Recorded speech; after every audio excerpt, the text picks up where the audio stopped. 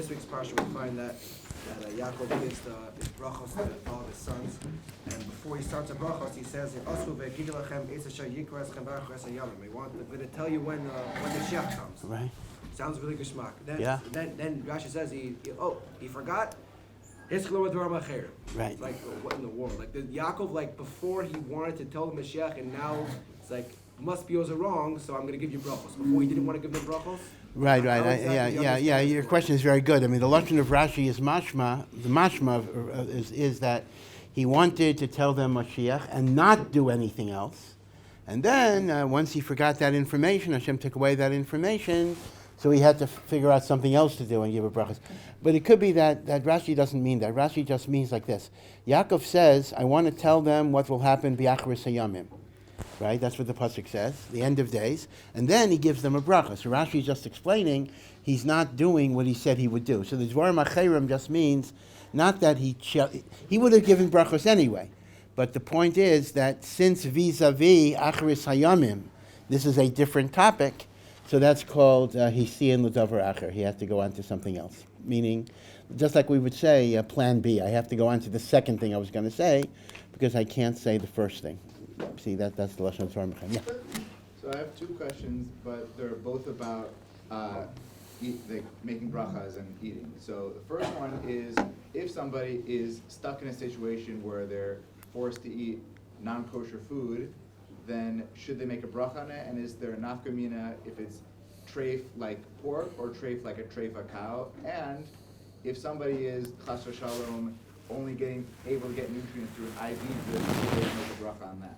Right, so those are two good questions. Whether you make a bracha on treif, and it makes no difference if it's chazer, like behemoth tmeya, or whether it's just beef that was not shechted, nevela, because it's the same thing, both are not kosher. So there actually is a machlokas rishonim, but halacha we paskin you do not make a bracha rishon on treif, except possibly if you're eating it because of sakana. If the halacha says you're allowed to do it because you're in sakana, so b'chiyai gavna you make a bracha. But if you're eating it bi'aveira because the Yetzer Hara grabs you, you do not make a bracha on that. It reminds me a little bit, so just to give you, I remember when I was in first grade, this is one of my memories of all the way back in first grade. I don't want to tell you what year that was, but quite a long time ago. So the teacher went out and left us alone in the room for a while. So she got, I was in a co-ed day school, so she got a fourth grade girl to kind of be the monitor for us. It's amazing, the fourth grade girl was the monitor over the first graders. And you see how smart this girl is. So we were rambunctious, and she was a substitute, so we were just going crazy. So she offered us, we had just learned to read, she offered us $10 if we could find the Kiddush for Yom Kippur in the Siddur. So we're all looking around for $10, Yom Kippur, and of course nobody found anything, and by that time the teacher came back. This young girl actually became a federal judge in later Court of Appeals for the D.C. Circuit, actually a very, very prestigious position. I don't know if you would remember me, but I specifically do remember that thing. So the truth of the matter is, on Yom Kippur, their taka is no Kiddush. If you have to eat on Yom Kippur, even b'sakana, you don't make Kiddush. But you do make a bracha, and you do bench, and you do say Ya'aleh v'yavo in benching, but that's a different situation. That's because since you're b'sakana, there's a chiyuv to eat. So b'chiyai gavna, you would make a bracha, but there is no Kiddush for Yom Kippur. So if anyone tries to shut you up with that, you'll know what the answer is to that. Now, the other issue about intravenous, you do not make a bracha on intravenous. In fact, that's not called eating, and memela, that's even mutter on Yom Kippur, right? Going back to Yom Kippur, so there's no bracha for that. Yeah. What is the process by which something becomes a hashkafic norm? Meaning that Something becomes. the hashkafic norm. Meaning, Yeah. We see in the Gemara that the Amira says that he believes that Mashiach is going to, that there is no such thing as Mashiach, and that Hashem is going to take us out of exile directly. But if you were to say that nowadays, you would be considered a kafir or whatever, or something, or go against the RAMBAM'S principles, or go against what we consider normally Judaism. So why was that not considered pure at the time? Why is it considered pure now? And what is the process through which we decide that something becomes codified as a hashkafa? Right. So the question, just to repeat the question, Bekitzer, the issue is we have certain, what you might call hashkafa, certain outlooks, certain philosophical principles of Judaism which if you don't believe in them, even if you keep mitzvos, you're technically an apikoros and you're a kofar. And yet we do find in earlier times many of these things that became solidified, accepted principles. In fact, there were opinions that went the other way around. An amazing example is a statement by Rabbi Hillel, who's not the Hillel Hazakin, much later Rabbi Hillel, who says, oh, there's not going to be a Mashiach. Mashiach was already killed. Now, even then, the Mefarshim say he doesn't deny that there'll be a Geula, okay, but he says there's not going to be a personal Mashiach. There'll be a messianic age, similar to what a lot of conservative reform say. Now, you are correct that if somebody were to say that today, they would be considered to be a kofar or an apikores, because they are denying one of the 13 principles of faith that the Rambam says, the 12th principle of Bias HaMashiach. So does that mean Rabbi Hillel was an apikores? Rabbi Hillel was a kofar? Elamai, an answer that's often given is, well, he could say it because it was not yet decided, so he wasn't an apikores, but if you say it now, you're an apikores because it's already decided. In some ways, well, okay, so let me just mention there are really two different approaches to this. There is one approach that actually says there's no such thing as a definitive halachic process in adjudicating what is apikorsis and what is not. Meaning, if your position has legitimate sources or legitimate connection to sources that are regarded as authoritative, such as Mandi Amrim in the Gemara or the like, or Chazal, then by definition, if it wasn't apikorsis then, there's no way it can be transmuted to apikorsis. See, it's different than halacha. Let me be sure you understand the difference. In halacha, for sure, there is at least to some degree a definitive process. You have a machlokas Beis Shammai and Beis Hillel. Now, I don't know why a person would want to go like Beis Shammai. He's always stricter. But let's assume a person were to say, I want to follow Beis Shammai. He would be absolutely wrong, because the halachic process has dictated the halachas like Beis Hillel. But that's different in hashkafa matters, because even when the halachic process says you follow Beis Hillel, we're not saying Beis Shammai is wrong. We're just saying operationally we don't follow him. In hashkafa, that's going to lead to an impossibility, because if you're maskim the legitimacy of those different views, then how can you possibly be an apikoros for following it? So there is a position which I think is quite logical, that in matters of hashkafa, there is no such thing as a final psak, and therefore, by definition, even if you're denying one of the Rambam's Yud Gimel Ikrim, if you have a legitimate source in an earlier Rishon or in a Gemara, you'd be okay. Now, obviously, there is one person who clearly disagrees with that view, and that is the Rambam himself. If the Rambam himself codified these Ikrei Amuna, and the Rambam himself says you are a kofar if you don't believe in the Ikrei Amuna, the Rambam either held, now there are two possibilities, he either held Rabbi Hillel was an apikoros, or he held, three possibilities, or he interpreted those Mamori Chazal in a different way, or he went with the cheshbon, which I think is illogical. It wasn't apikorsis until the Rambam Paskining it was apikorsis. And Rabbi Yashiv did say the same thing. Rabbi Yashiv said that what is an apikoros is also defined by a halachic process. So, im tim salomar, you go with that approach. You now have your question, and that is, if indeed ideas that were legitimate, ideas that were accepted, ideas that were within the range of acceptable Jewish belief, somehow become treif and puzzle, what is the process by which they become treif and puzzle? Meaning, how are these matters decided? Well, I think the answer would have to be they are decided the same way other halachic matters are decided. How is halacha decided when you have a machlekes? Eventually, you have gedolim that debate it, and they have different positions, they have different arguments, and eventually there is a consensus among gedolei Yisrael what is considered to be the appropriate framework of Jewish belief. So the Rambam's 13 principles have generally been accepted. So the point is, it doesn't become apikorsis because the Rambam says they're apikorsis. The Rambam saying something is apikorsis has the same status as the Rambam paskining any matter of halacha, which sometimes we follow the Rambam, sometimes we don't.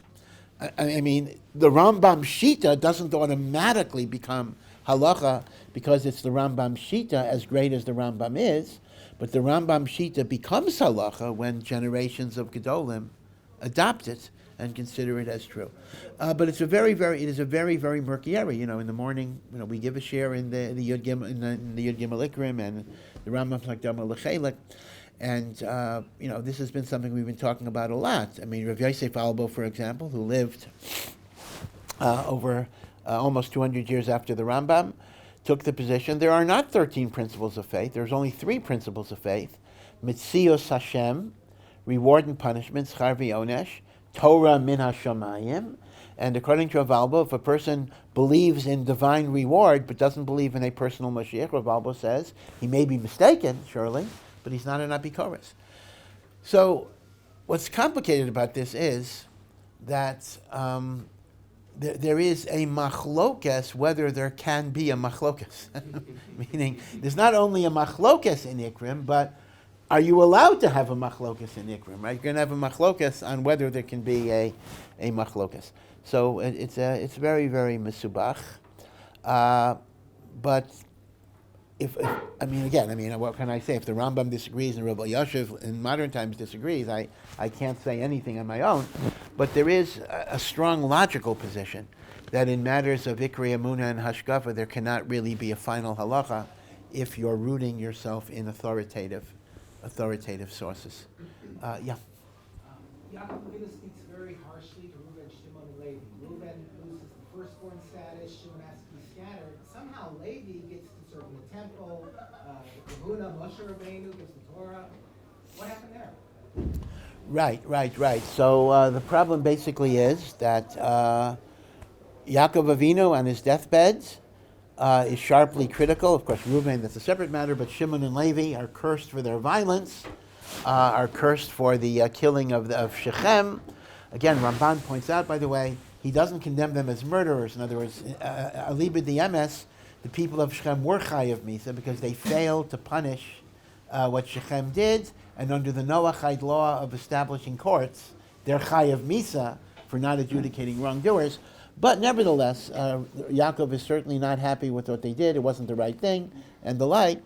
And Shimon, in a way, suffers for that eternally because Shimon does not get his own chelik in Eretz Yisrael. Shimon is dispersed in Yehuda. But Levi gets many, many distinctions, right? Levi gets kahuna, Leviim, and Kohanim. They become very righteous. And of course, let's compare it years later, Moshe Rabbeinu. Compare the brachos. This is a very nice exercise that one should do. Look at the brachos that Yaakov gave the Shvatim in Parshas Vayechi, and look at the brachos at the very, very end of the Torah that Moshe Rabbeinu gives the tribes before his death, and you'll see a very interesting thing. Shimon is the only tribe that's not mentioned at all. I mean, that's the ultimate put down. Moshe doesn't even give him tochah, he just ignores him as if he doesn't exist. And Levi, on the other hand, is given a very, very beautiful bracha at the end of Zayis HaBracha. So clearly there's a difference. So Rav Shimshon Raphael Hirsch actually addresses this question.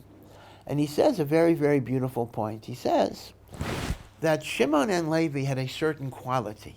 And that quality can actually be very, very good if it's directed in the right way. And it can be very destructive if it's directed in the wrong way. And that quality is righteous indignation. We'll call it kanaos, to be a zealot, like Pinchas later, who of course was from Shevet Levi. And he says that both Shimon and Levi had that quality, but Levi was able to direct it in elevated and holy ways. Thus, by the Chet HaEgel, it was Levi that was the zealous person to stand up for God. Where was Shimon? Right? So you see, in other words, that with Shimon, I mean, of course, how can we talk about the Shvatim there? They're totally beyond our madrega, but at least from the Chumash itself, you see that Shimon was zealous when it was a matter of family honor, but Shimon was less zealous when it came to the glory of God. Levi, who took his kanos and used it even for the glory of God, in a sense, sanctified and elevated. So yes, he was guilty of a mistake, but that mistake came from a very, very elevated quality. Rav Hirsch goes on and says a very fascinating thought. Rav Hirsch points out, and it's kind of the opposite of what life became. He says, this quality of zealousness and righteous indignation is very much needed in Chutz La'aretz.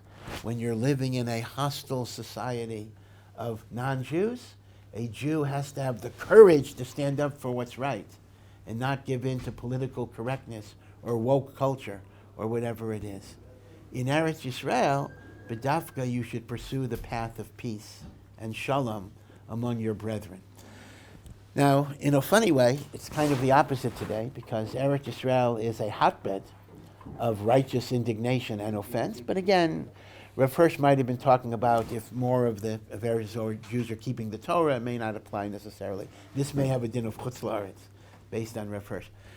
Just a little point about Rav Hirsch. As you know, Rav Hirsch had a certain shita that was called Torah im derech eretz, which kind of supported the legitimacy of secular education and the idea that you can learn from secular education in your avodas Hashem, and you shouldn't try to avoid dealing with the world, but deal with the world and sanctify it.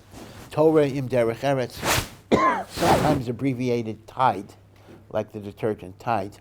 And people like to identify Rav Hirsch with modern orthodoxy. They say, Rav Hirsch was an example of modern orthodoxy. That's really a serious mistake. And of course, actually modern orthodoxy now goes by centrist. They changed their name a lot. Now it's centrist orthodoxy because something else is modern. What used to be open orthodoxy is now modern orthodoxy, and what used to be modern orthodoxy is now centrist orthodoxy. So everybody's moving a little bit along on the spectrum. But Rav Hirsch was actually very, very strict. Rav Hirsch refused to have any connection at all with the Reform Jews. Like they wouldn't work. He would not allow his kehillah to work with them on garbage collection. In other words, even if it was the most neutral thing in the world, he insisted on absolute separation. Now again, he wasn't rejecting non-religious Jews as individuals, but in terms of any affiliation with a movement that deviated from Torah, he was very strict. Now, number one, he was opposed by a lot of Chashuva German rabbis. There were a lot of German rabbis that felt we should work within the system and we could be a positive influence. Rav Hirsch had a shita called Ostrit. Ostrit is rip it away. And Rav Hirsch was so strict on this, he was much more strict than the Gedolim in Lithuania and Poland, like Rav Chaim Ozer and Rav Chaim Soloveitchik, which actually did have a shita. They did have a shita of working with the non-religious on matters of common interest. That was the shita of Rav Chaim Ozer and the like. Rav Hirsch was very, very strict. So the picture that Rav Hirsch was kind of like some modern, Orthodox rabbi who, favors gay marriage, whatever it is. In other words, it was not. Rav Hirsch was an extremely strict person regarding the integrity of Torah. Yeah. It's true that a name of a person has some role in influencing the essence of character. Would you advise a Baal Tshuva to not name their kids after after grandparents that weren't religious or family members? Will that have some negative influence if they're named after non-religious grandparents? Yeah, the question is the power of a name, the significance of a name, and if one is a Baal Tshuva and one's ancestors were not observant, is there any problem with naming after someone who was not fully observant? So the truth is, a name is a very significant point. According to the Arizal, the name that parents choose for their son at a bris, presumably for a daughter by an aliyah whenever the daughter is named, is really kind of a message from Hashem, a nevuah, a prophecy from Hashem, that signifies the nature of the child. So the question becomes, if I have a grandparent or whatever who is not observant, if I name the child after that grandparent, am I somehow connecting that child to the soul of someone who was not really serving Hashem properly? So the answer is there is some concern, but there's a very easy way to get around it. Let's assume that the grandparent's name was Abraham. So you can honor, and you can say this openly, you don't have to give the inner reason. You can say, I'm honoring the memory of my grandfather Abraham, who was a very, very fine person, but in your mind you're saying, and I'm connecting the soul to Avraham Avinu. Right, so that way you can have the same name, but listen, he doesn't have a copyright on Avraham, right? Avraham is a general name. So the only time you'll get in trouble is if the grandparent has some real unusual name that like nobody else has, so then you'd have a little bit of a shaila. But that's going to be very, very rare. Almost every name you'll come up with, you can have kavanah to connect it to that.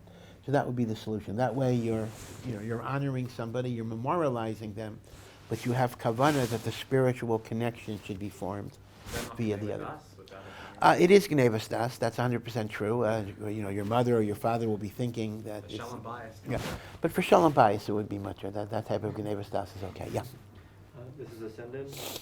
Is there a concept in Halacha similar to a COGNOVIT promissory note for the benefit of the audience?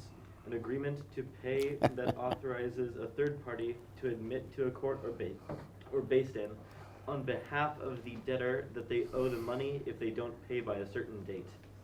Wow. None of you would realize the great sentimental value that question has for me. I haven't heard the word COGNOVIT notes for quite a few years now. It's going on 15 years, but this is a term in commercial law, and in my prior GILGUL, I used to teach, I was a rabbi too, but I used to teach law, so the old COGNOVIT note brings back, pleasant memories, but it brings back memories.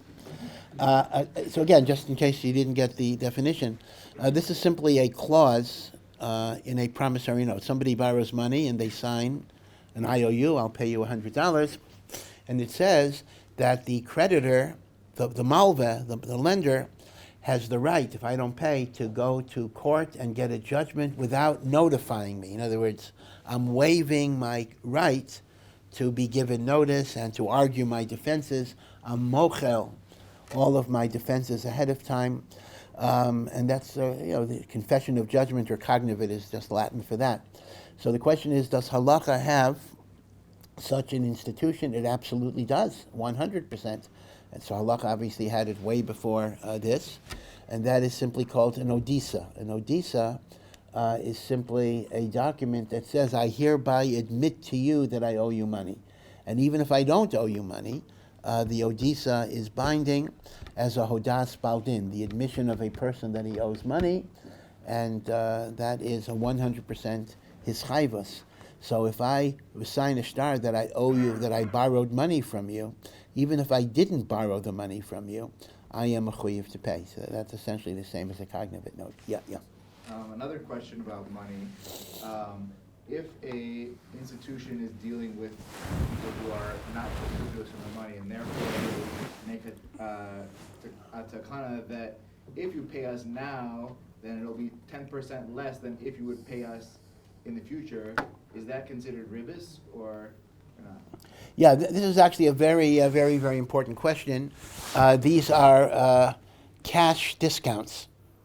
Right, a lot of businesses will say basically, if you pay me for cash now, I'll give it to you for $90. But if you want to buy it on credit, you got to pay more. Meaning, cash discount and credit, whether it's 10 days or a month, there'll be an interest charge, differential prices.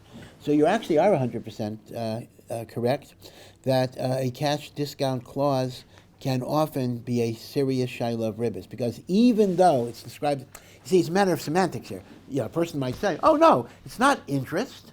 The price is the higher price, and I'm giving you a discount if you pay early. Well, you might make that semantic argument, but halacha says, let's not look at the words, let's look at the reality of the transaction. I sell you merchandise, you owe me money. If I charge you more money if you delay payment, that is what interest is. Interest is, halachically, ribis. Any money you pay for delaying the payment of the money you owe me. So whether you call the cash payment a discount, or whether you call the late payment charge an interest, it makes no nafkamina. L'maisa, it is considered interest, and there's very much of a shaila. And of course, as you know, the issue of interest is only between two Jews. So if it's vis-a-vis, a non-Jew on either side of the equation, there's obviously no problem. But if it's with a Jew, you would have to structure it in a way that would be permissible. You would not be allowed to have a dual payment system. There are ways of doing it. It's a complicated situation, but it's not a davar pashut. You can't just have a two-tiered payment system. Yeah. It seems that nowadays, especially with the more modern Orthodox world, there seems to be a lot of events and programs that are going on b'shita that are co-ed. Is there any halachic basis to justify this, or this is just this completely halachically problematic? Well, problematic it certainly is, but there are justifications. This goes back a long way. There was a great gadol, and he was a gadol b'Torah, but a controversial gadol a little bit. This is Rav Yechiel Yaakov Weinberg, who was not related to Rav Yaakov Weinberg or Rav Noach Weinberg, but a different Rav Weinberg, who was called the Sridei Eish, his Shelos Etshuvos or Sridei Eish. And Rav Yechiel Yaakov Weinberg was a very, very interesting gadol. He was not a run-of-the-mill gadol. He was a Talmud of Slobodka. He was the older chaver of Rav Aaron Kotler, Rav Kamenetsky. He was older than them. And he was very, very close to the Alter of Slobodka, very close to the great Balei Musar of Yitzchak Breitowitz. But for some reason, he decided he also wanted a secular education.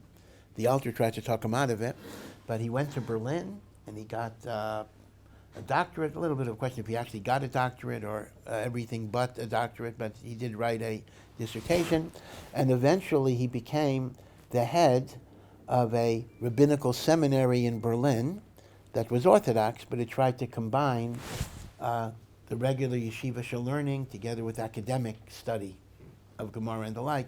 And he was one of the rare people who combined it and was still considered to be frum and a gadol. He was in the Warsaw Ghetto during World War II, and after the war, he was at Saarbrücken, and he went to Switzerland, where he basically was kind of isolated. He was all kind of by himself. He had a tiny yeshiva there, but he was not really involved that much. And people were begging him to move to Eretz Yisrael, move to America. He could become a great Rosh Yeshiva.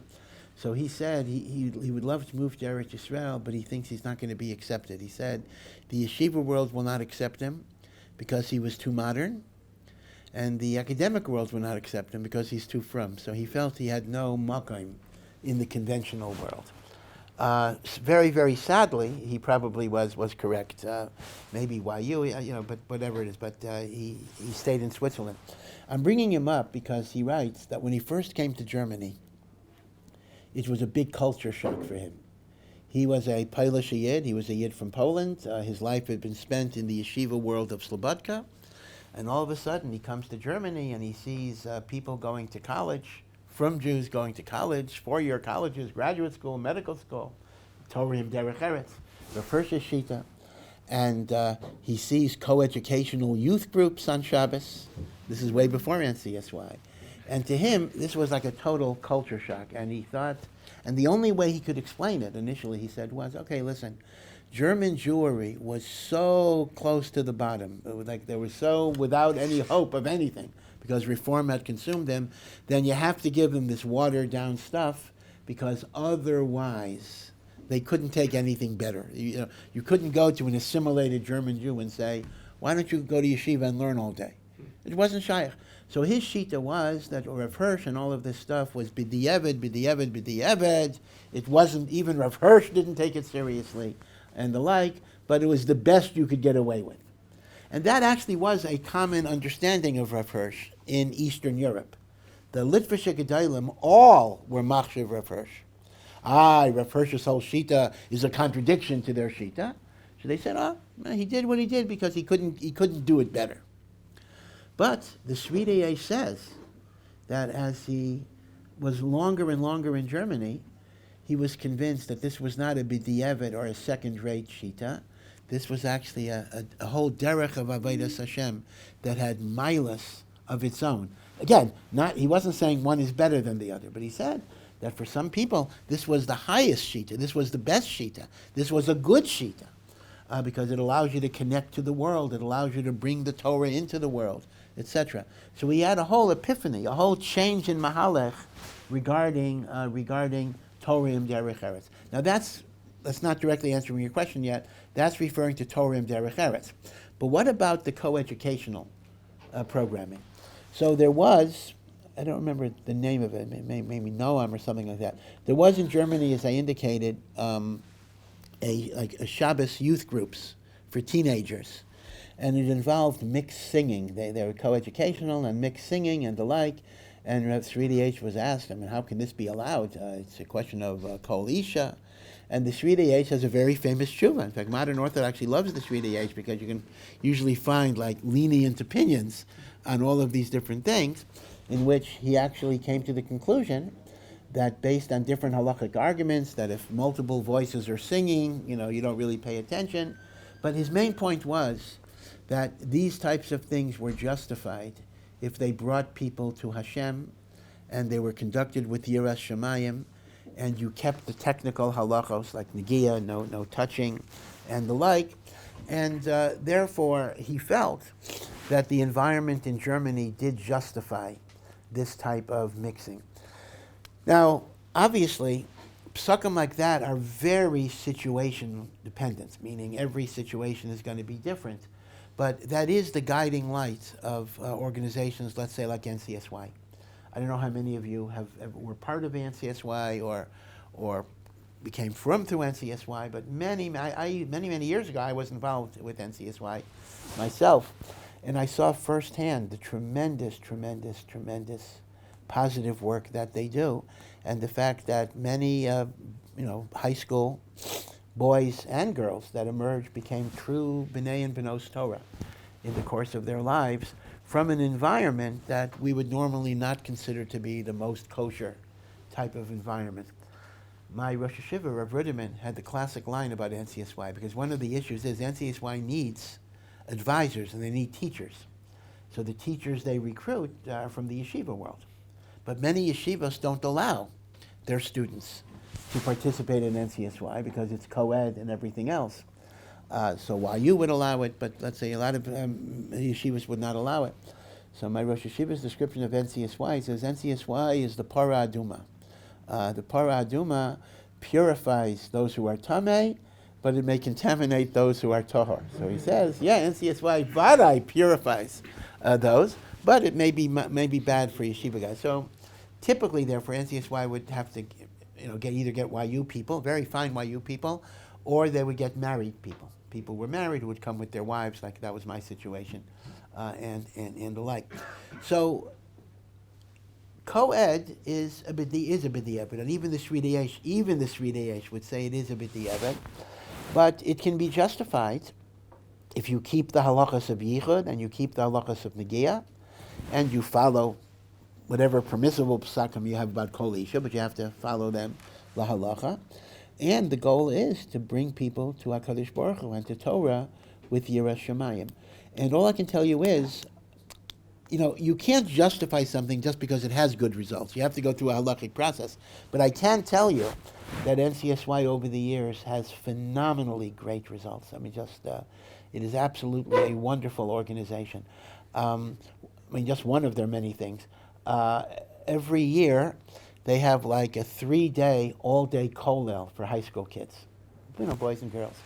And these kids who are from public school, they learn like for 3 days, and I think it's around December, they learn for 3 days, the whole day, like from 9 in the morning, to 8 o'clock at night.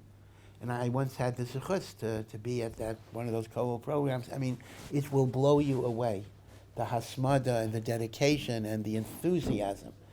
So I wouldn't knock it. There are times in which a certain amount of compromise is allowed, but again, you have to follow halachic guidelines. This is one needs a posek who can give them the guidelines that will be permitted. Yeah. Here's another sentence.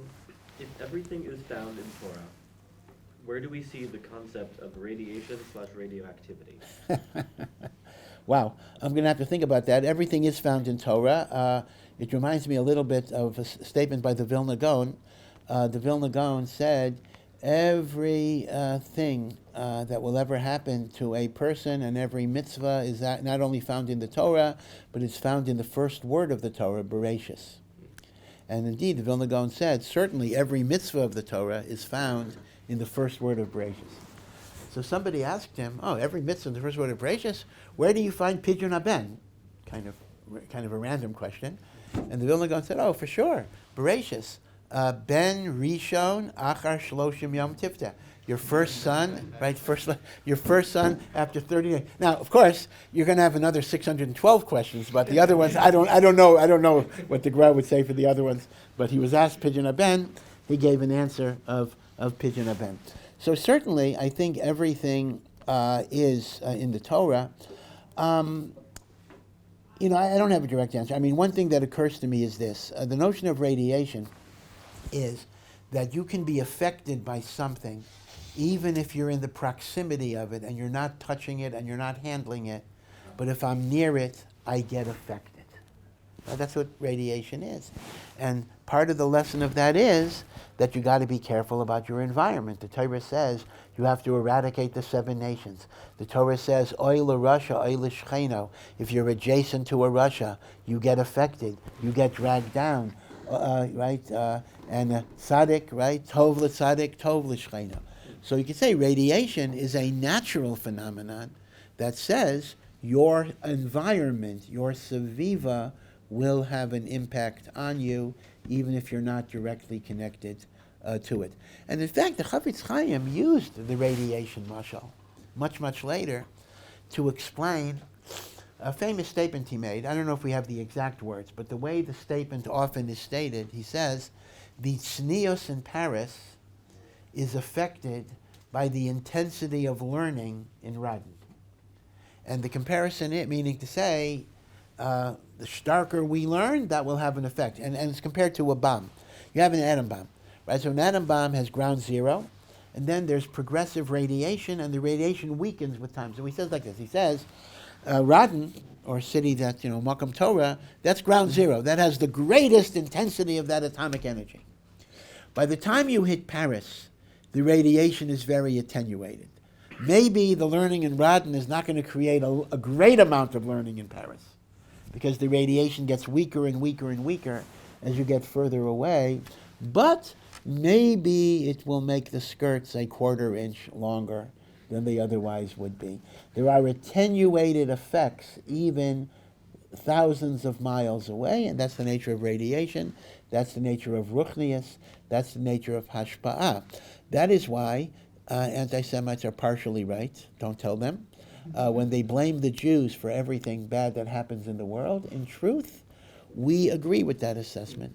Because by our Kedusha, we can bring bracha to the world, and by our Averos, we bring non-bracha into the world. So in a sense, everything that happens is affected by our goodness. The more intense is our goodness, the more bracha will come to the world. So I know that's not a complete answer, but that might be a partial connection to radiation and the Torah. Yeah. So kind of goes back to the earlier Hashkafic question. We believe that the Torah we have now was the exact same nature of the Sinai, down to every single letter, down to every single crown on the letter. But the Rambam's opinion in the finalization of the text we have now is from the Aleppo Codex, which was finalized in I think the 10th century. Which codex did you say? The Aleppo Codex. Yeah, Aleppo, yeah. So, but before then, there were many different versions of the Tanakh and the Torah with different spellings and whatever, and some psukim were even longer than the ones we have now and had additions, and some editions even had stuff that would change shot completely in certain psukim and stuff like that. So how do we parse that with the Rambam's opinion? How do we parse that with that the Torah is now is the same one that they had in the ancient times? Yeah. So the question becomes the continuity of the text of the Torah, which the Rambam again says is one of the Yud Gimel Ikrei Emunah, that the Torah that's Mitsuya Biyadenu, the Torah that as we have it, is the Torah that Hashem gave Moshe. Actually, I'm not going to say at Sinai, because in fact the whole Torah was not finally written down till the 40th year, but Hashem gave to Moshe over a period of 40 years. That's also an important qualification. Moshe did not come down from Har Sinai with the Sefer Torah. I mean, a lot of stuff didn't happen yet. I mean, he didn't come down with the story of Korach, when he came down. But be it as it may, by his death, and maybe Yoshua added 8 verses, that also is a possibility. But other than that. Now the question is, well, okay, so there's a positive and a negative here. The positive thing that confirms it is that if you look at every Sefer Torah that we have, it's, they are consistent to a degree of around 99.8%. So there's a tremendous consistency, but that also means there's a 0.2% where there are differences. So I don't want to it's important that you don't exaggerate this. It's not like you have wildly different versions of the Torah out there. You do have different versions, but it's not, not huge, but still, there are some differences. And how do we attribute that? So I'll give you two answers. One is somewhat similar to what I said before, and the other is a bit more of a radical answer. The standard answer that we give is that, in a sense, to understand this Iker, you have to understand the other Iker about Torah Shabbal Peh, and that is the following. There were disputes about the written text. There were disagreements. The Gemara itself recounts that there were Sifrei Torah that had different texts, and it has to go through a halachic process of Chachmei Yisrael deciding what is authentic and what is not authentic. And if one believes in Torah Shabbal Peh and one believes in the authority of the Chachamim to adjudicate, this becomes a final adjudication. So yes, there was a psak that certain alternative readings are not correct, and there was a psak as to what the Messiah is. This goes back to the idea there can be a psak halacha on apikorsis and kfira. Same idea, that we have decided that it was the authentic thing, and that becomes an ikar emunah. There is another version, which I had heard many years ago, and people always ask me for the source, and I didn't have the source, but Baruch Hashem, I do have a source now, so I could even send you to it. And this is from the Kamarner Rebbe, who was a great Mekubal and Hasidic Rebbe, and he makes the following fascinating point. He says that Moshe Rabbeinu, on the last day of his life, wrote, miraculously, 13 Sifrei Torah. One day, 13 Sifrei Torah. Each Shevet was given a Sefer Torah, and the 13th one was put in the Aron HaKodesh. By the way, Taisus and Menachos asked the Kasha, we say Moshe Rabbeinu died on Shabbos Mincha. If Moshe Rabbeinu died on Shabbos, how could he write 13 Sifrei Torah on the day of his death? Not allowed to write on Shabbos. So says Tosfos, since by definition writing 13 Sifrei Torah is a Maisa Nes, you're allowed to do a Maisa Nisam, and as Malacha that is done through miracles is not considered Malacha. So this is good news for you. If after you leave yeshiva, you want to go to Hogwarts, Harry Potter school, so you say, oh, but they don't take off Shabbos. But okay, you can do magic, and of course there's a shout. How can you do magic at all? That's for sure a problem. But at least Taisus learns that magic or these types of supernatural processes are not malacha. Okay, so here's what the Rav Kamarna says. He says like this. He says that when Moshe Rabbeinu wrote 12 different Sifrei Torah for the tribes, he didn't write it identically. Al pi Hashem. Reuven's Torah was a shtickle different than Shimon's Torah. Again, 99% the same, 99.9% the same, but the Shinuyim are not mistakes. The Shinuyim are specific divine revelations that we don't always understand the significance. In fact, we don't understand it at all. Are specific divine revelations that are appropriate for the spirituality of these individual tribes. An amazing thing. That way, you kind of have your cake and eat it too, meaning you're acknowledging the legitimacy of these alternative versions, but your Maida, everything came from Hashem. It's very similar, although it's a much more radical idea, but it's very similar to the famous machshava of the Arizal, that the origin of different nuschais of tefillah, the origin of Ashkenazi, Sephardi, Taimani, is that just like in the Beis Hamikdash, there were 13 gates to the courtyard. Each shevet had its own gate. And if you didn't know your shevet, there was a 13th gate for people who didn't know. So too, the Anshe Knesset Hagdola made 12 different nuschais of tefillah, that each shevet would have its own nusach, and the Arizal said that his nusach was the 13th gate, for most of us who don't know our Shevet. That's the Nusach Hari. Of course, what is Nusach Hari is a big problem. I mean, Chabad calls its siddur Nusach Hari, but that's not quite accurate. It is the Alter Rebbe's Shita about what Nusach Hari is. No, the Alter Rebbe was Gadol, but it is his Shita. Really, all davening of Eidot HaMizrach is based on some version of Nusach Hari. So there is a machlokas, what is Nusach Hari? But that's by the Anshe Knesset Agdola. This is a much more radical idea. We're not just talking about what the Anshe Knesset Agdola did. We're talking about HaKadosh Baruch Hu giving the Torah in slightly different Ifanim. That's quite an amazing thing. I remember hearing this years ago. Baruch Hashem, I now have a marker for it. Yeah. The Rav joked before about having in the previous GILGUL being a lawyer. My question is about GILGULing. Yes. Is GILGUL something that we believe? Do Judaism believe in GILGULing? And so, are there sources, are there early sources? Yeah, so Gilgul is, of course, the idea of reincarnation is the standard translation of it. And the notion is that after a person dies and they did not complete their mission in life, so in order to be Zochet Olam Haba, Hashem may send them back to this world to live again. And reincarnation, you come back several times until you get it right. The question is, do we believe in Gilgul? Is it official? What is the makor of it? And the like. So as you would expect, there is a big machlokas.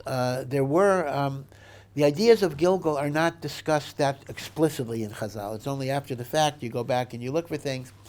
But the earliest, and this is probably not the earliest, but the earliest I remember who discusses Gilgul very extensively is the Ramban.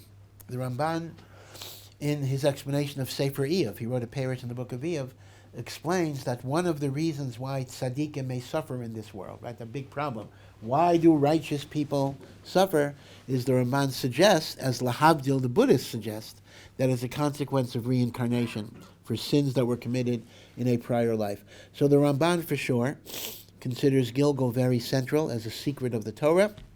On the other hand, even an earlier source, Rav Sadia Gaon, in the Sefer Emunos V'Deos, brings the belief of people that there's Gilgul, and he claims it is from Goyish origin, it's non-Jewish origin, and it is absolutely opposed to Jewish belief.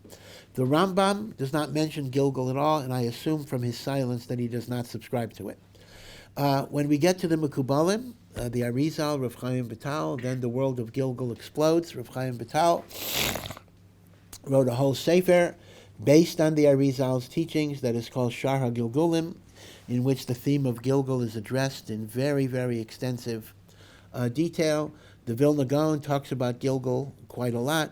So all I can tell you is that certainly all the Gedolei Yisrael that were influenced by Kabbalah are very much into Gilgul, but there are shitas in Rishonim that do not hold of Gilgul. So I would have to say this. If I deny Techiyas HaMesim at the end, I'm a kofar. If I don't believe in Gilgul, I don't think you could be described as a kofar. I don't think Gilgul is nichnas in the getter of Ikrei Amuna, but it is a widely held belief by Gedolei Yisrael. Yeah. I still don't fully understand exactly why there are certain shuls that don't openly pray for the welfare of Israeli soldiers. Like, I understand not praying for, even to some extent, not even praying for the government, things that sort of, I guess, based on how you approach it.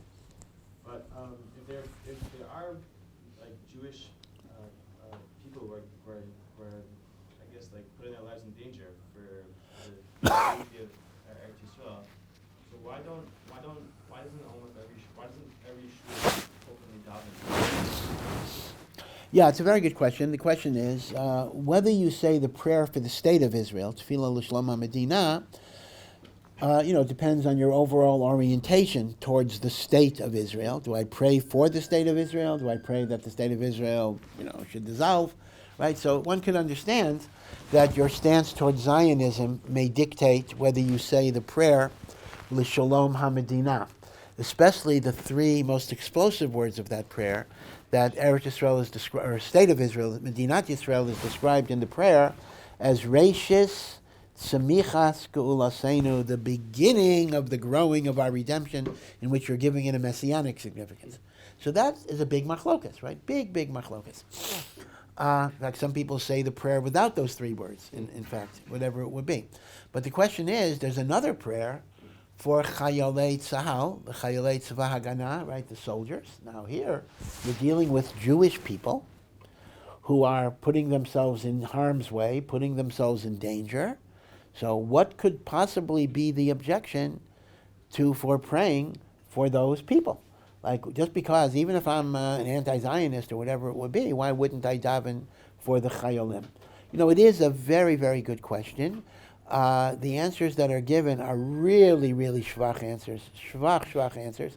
And that is, well, we don't like to add things to the synagogue service. Well, I mean, you know, you give a Misha Berach because it's somebody's 25th birthday.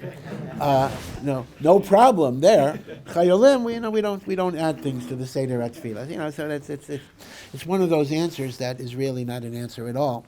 But I think the problem is this. I mean, I'll tell you what the problem is. The problem is that if this would be a prayer, may Hashem protect, Ruvain, Ben Yaakov, and Moshe ben Amram. In other words, if you'd have a list of Chayalim you want to pray for, and you're praying for them as individual people, then there'd be no objection at all. Of course, you'd have to have a long list. The problem is, by incorporating it as a prayer for the army of Medinat Yisrael, so it's a psik reisha, it's inevitably connected to what is your shita about the state. And if you've concluded, again, I'm not condemning or endorsing one way or the other, but if you have concluded that ideologically you're not going to offer a prayer for the state of Israel, it's very, very difficult to have the prayer for the Tzahal without the tacit endorsement of the state of Israel, because you're not just mentioning individual names on a Misha Berach L'chayla list. So that might be some of the problems. But you're right. Again, personally, I would be. I mean, I'm in favor of the Tefillah L'Shloma of Hamedina anyway. Don't tell anybody. But certainly, even if I wouldn't say that, I mean, I don't say that because we don't say it here. But I would certainly be in favor of Chayolim. But I think the defense is it's too connected in its nusach to the establishment of the state of Israel. Yeah. Mm-hmm. What happened to the Masorah in during the, I think it's the first phase when Torah was they found a scroll.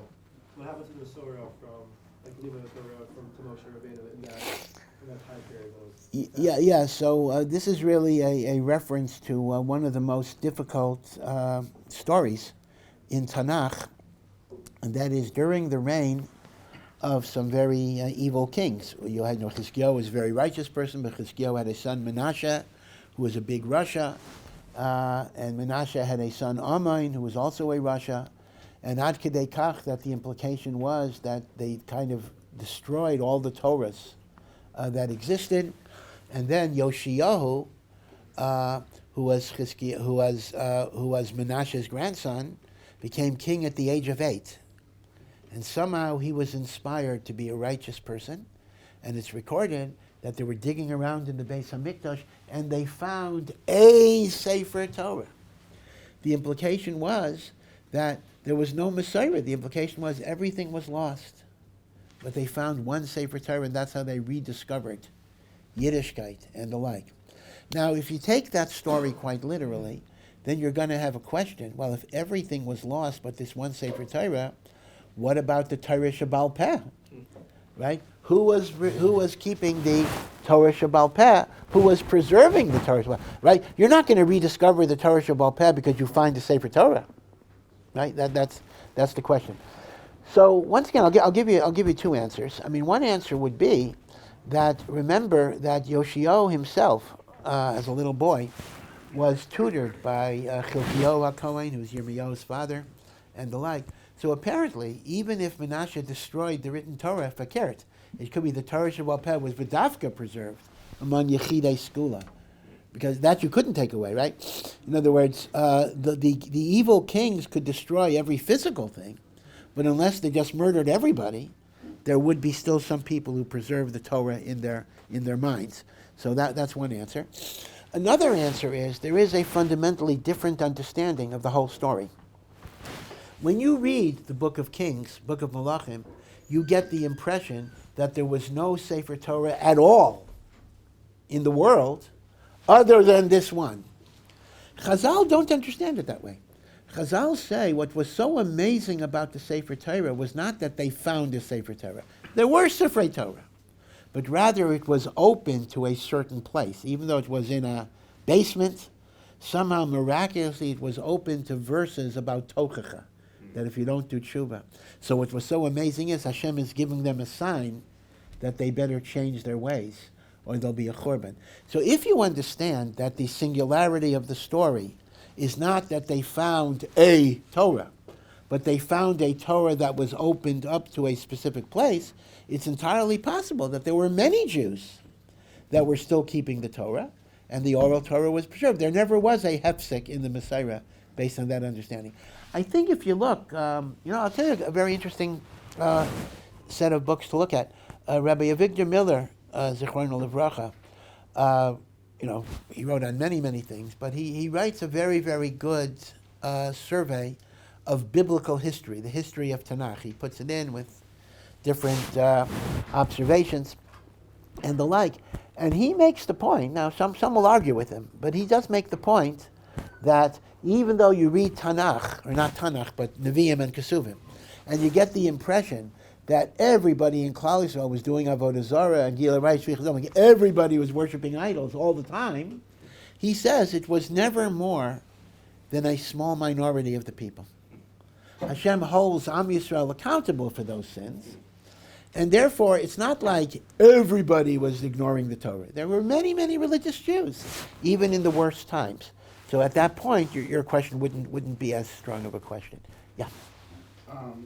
Is it a good idea to rely on the rabbi to paskin who to vote for, or should you try to decide on your own? Yeah, I remember when I was in Ner Yisrael, in Baltimore, and I don't know if any of you have ever seen the campus there. It's a very rural campus. So we actually had our own voting booths. It was a polling place for Pikesville, Maryland. So this may be against law, but I remember Rabbi Neuberger, Zichrono Livracha, would put up a sign, the Bnei Yeshiva are supposed to vote for the following candidates. We were literally I think it may be against the law to post it within proximity of a voting booth, but there was actually a sign, this is who you were going to vote for. No. Baruch Hashem, we did have a secret ballot, so he didn't know, what it is that we did. And of course, in Eretz Yisrael, Gedolim are always telling you exactly who to vote for. They may say different things. I mean, Sephardi Gedolim will, be Shas, and the other Gimel, whatever it would be. So the question is, should Gedolim be telling you who to vote for? Well, I mean, how can I tell you not? I mean, I would be arguing with Gedolim.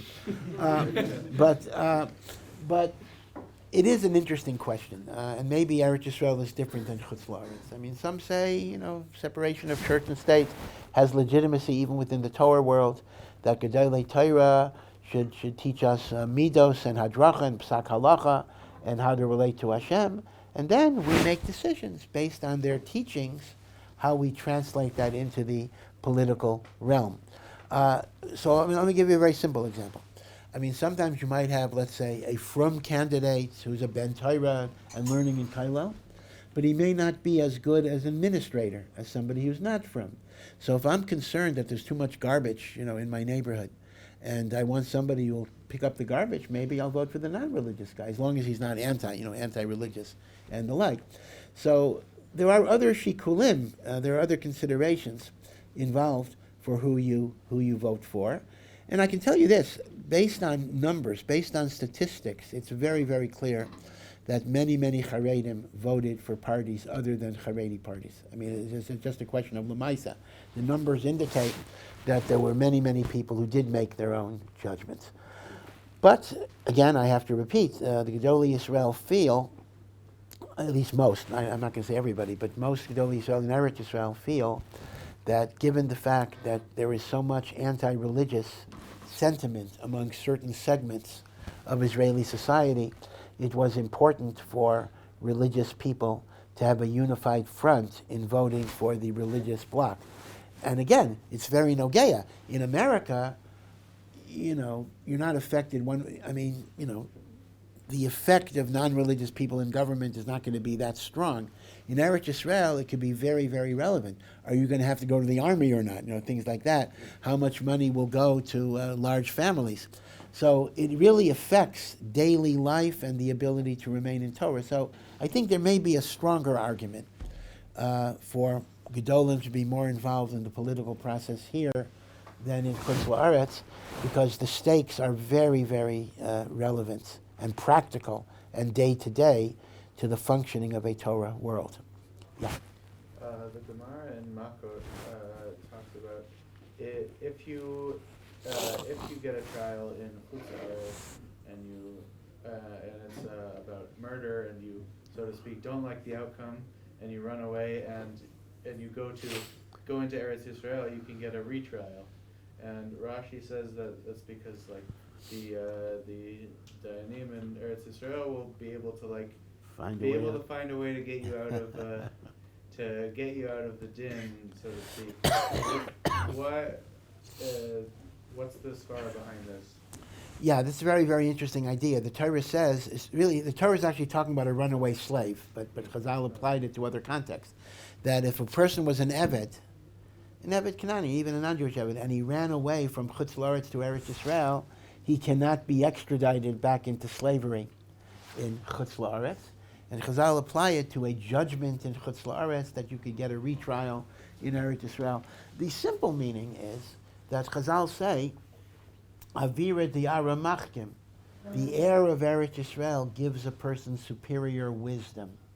So Memela, the idea is I can always ask for a retrial because I could say I want to be judged by people who have superior depth and understanding, which is one of the segulos, one of the qualities of Eretz Yisrael. Although it's interesting that there the guy is trying to get exonerated. I'm thinking, there were two brothers, two very, very chashuva brothers. One was Rav Amram Blau, who was the head of the Turei Karta, extreme anti-Zionist. The other, his older brother, was Rav Moshe Blau, who was the head of Aguda, which Aguda is a religious party, but they were working within the government. So Rav Moshe Blau once said the difference between himself and his brother is the following halacha. There is a din in the Torah called Ir HaNidachas. Ir HaNidachas means if a majority of the city worships Avodah Zarah and they were given the proper warning, we eradicate the city. But the Gemara says in Sanhedrin that if there's even one mezuzah in the city, there's some holiness in that city, we don't destroy it. That's the halacha, the Gemara in Sanhedrin. So says Rav Moshe Blau, let's say a city is being adjudicated as an Ir HaNidachas, I would run to put up the mezuzah before the Beis Din paskins. My brother would run to pull off any mezuzah that's there before the Beis Din paskins. He says, that's the nafkamina between us. So sometimes in Eretz Yisrael you have the other way around. You don't have people looking to get you off the hook. You're looking to get your people on the hook. Right, but still, the svara is avira di'ara machkim. That's But yeah. the laws are the same. The evidence. The laws are the same, I understand that. But you have to understand that adjudication. This is a little tricky sometimes. That sometimes a person who learns Gemara doesn't fully understand this. In addition, because we look at it like a very formalistic system. Witnesses come, etc.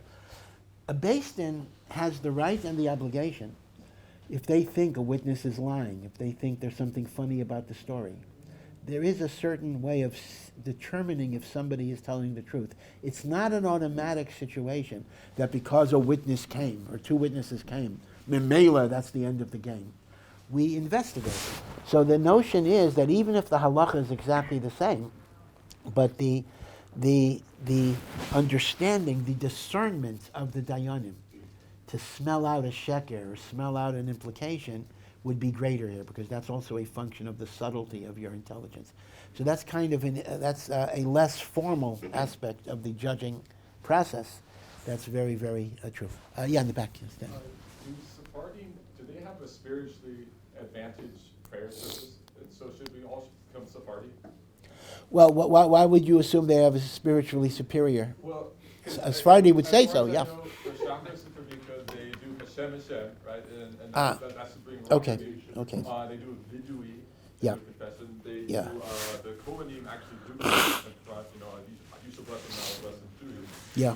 They do an extra amen for every Kaddish that we do, where we say Riku, they say amen. And the power of amen is enough to bring a soul back. Yeah. According to NCO.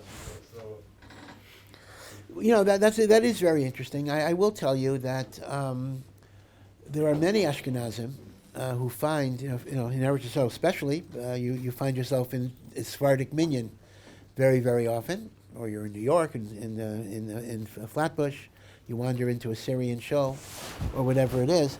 And many Ashkenazim find it a very inspiring service. Of course, part of it might be just because it's different and unique, they're not used to it, but there are things that are inspiring. Also, the idea of Psuki de Zimra is said word by word. People love that. Other people think it's too long, but other people feel very inspired by it. And one should ask a shaila: are you allowed to switch if you're an Ashkenazi? Can you daven Sephardi? Certainly, you're Yotzei. There's no question about being Yotzei, but lechatchila, is that proper? But I guess you have to know, as the Chassam Sofer writes, that all of these nuschais have a shorish. They have a very deep root in kedusha, and if Ashkenazim don't say certain things, there are reasons for that as well. Meaning, even the omissions are reasons that based on our spiritual state, we're not supposed to open certain gates at certain times. That's also an aspect of Kedusha, to know where not to go, right? I'll give you an example of this. Svardim duchen every day in Chutz La'aretz. They have Birkas Kohanim every day. Ashkenazim, outside of Eretz Yisrael, only do it on Yom Tov, right? We don't duchen every day. So it's recorded that the Vilna Gaon wanted to institute Birkas Kohanim every day in Vilna, because he said it's a mitzvah. How can you not do it every day? But every time he wanted to do it, there was a fire in the shul or something like that, meaning there were signs from heaven that we're not supposed to move in certain directions. So I guess your attitude might be that the same way that Kedusha is created when I do certain things, there may be a Kedusha by not moving into areas that I'm not supposed to move into. So that would be a way of looking at it. Yeah. The Rav sort of confronted, and I want to ask a little more explicitly, is there any legitimate source for the concept of Das Torah, where people will ask Rabbi questions that have nothing to do with Torah? Like, should I sell my car? Should I do things that have nothing to do with Torah, but they believe that the rabbi has knowledge of these things just by reading Torah? Yeah, so Das Torah is a term really. It's not an ancient term so much. It's more or less a modern term. Modern term meaning less than 100 years old, to be widely used. That refers to the idea that I go to a gadol, I go to a Talmid Chacham, not only for halacha, not only for Torah learning, but for all sorts of practical issues like my car and my or medical. Should I have an operation or the like. And of course, in the political realm especially, Das Torah becomes a very, very big issue. And the idea is that a person who learns Torah and a person who steigs in learning has a closer connection to God. And because they're closer to God, they understand everything much better than people who are not that close to Hashem. And therefore, you go to a gadol for everything. The sources that directly support that are very, very few. But of course, we have many, many sources. In Pirkei Avos, for example, the 6th Perek, that talk about the person who learns Torah Lishma merits, prophecy and insight and advice. So you can take that and apply it to that. I will tell you this: in the Tanya from the Alter Rebbe, so the last part of the Tanya are letters that he wrote called Igeres HaKodesh. Letters that he wrote. Actually, the 4th part of the Tanya. The last part is Kundras Achra. And in the Igeres HaKodesh, he actually has a letter where he tells his Hasidim, please do not ask me about material things. Do not ask me about business. Do not ask me about where you should put your money. Do not ask me about all of these Gashmias. My job is not to guide you in Gashmias. My job is to help you only in spiritual matters, and it is not the derech to go to the Chachmei Torah, he says, to ask about material and Gashmias in Yanim. Chabad changed over time in some ways, but okay, that's legitimate too. But at least the Alter Rebbe himself was not in favor of that. And I'll mention another thing about Das Torah, really. This is something I heard from Rabbi Yaakov Kamenetsky. great, great remark. He decried what he called the Hasidification of the Litvische Torah world. And by that I mean, the Masorah of Hasidim, not like the Balatanya's letter, is you ask your Rebbe everything. And he said that was not the Litvische approach. That was not the derech of Slobodka. The derech of Slobodka was you were trained to be an independent person. You were trained to make your own decisions in life. Your Rebbe gave you hashkafa. Your Rebbe gave you Torah. Your Rebbe gave you guidance. But then you take that and you make your decisions. You don't go for every little decision. What has happened, he said, in recent decades, now he said this a long time, he said this 50 years ago, he said that the Litvische world has become Hasidic in that way, in which you got to go to the Gadol for every little question instead of thinking it out yourself. If you look, they print these responsa, these Shelos Teshuvos to Rav Chaim Kanievsky. And, he's very, very brief. I mean, he'll answer with one word, usher, mutter, do what you want. He says that quite a lot. Kirtzonecha. Like people ask, I mean, I'm just making it up, but, should I have cornflakes or Cheerios for breakfast? And if they don't ask that question, they ask questions that are similar to that, really, not too far from that. And they'll say, Kirtzonecha, do what you want, And Rav Yaakov saw that as a chisaron, because that means we're not equipping people to be able to make judgments in life. And part of good chinuch, just like good parenting, right? What does a good parent do? A good parent tries to teach their child to have the capacity to make responsible decisions. Right? A parent doesn't want that a child, when he's 35, should have to, I don't mean don't ask parents for advice, of course you do, but that every decision has to be made, by a parent. Right? I parent when I give my child the koyach to make decisions. Well, the same thing is true with the Rebbe. Same thing with the Rebbe. A truly good Rebbe is supposed to give a Talmud a self-sufficiency. It shouldn't be an umbilical cord. There should be like a birth, right? So Rav Yaakov criticized the idea that we're not developing the independence that we should have in life. Yeah. Yeah. No, the one in the back of you. I have a question about the yeshiva system and the study of Tanakh in the yeshiva system. Yeah.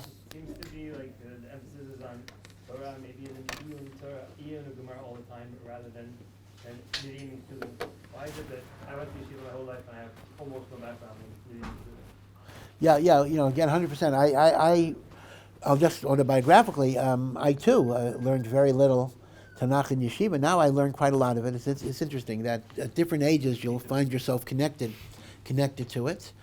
In some ways, I'll tell you, in some ways Tanakh is guilty of guilt by association, meaning to say we got robbed.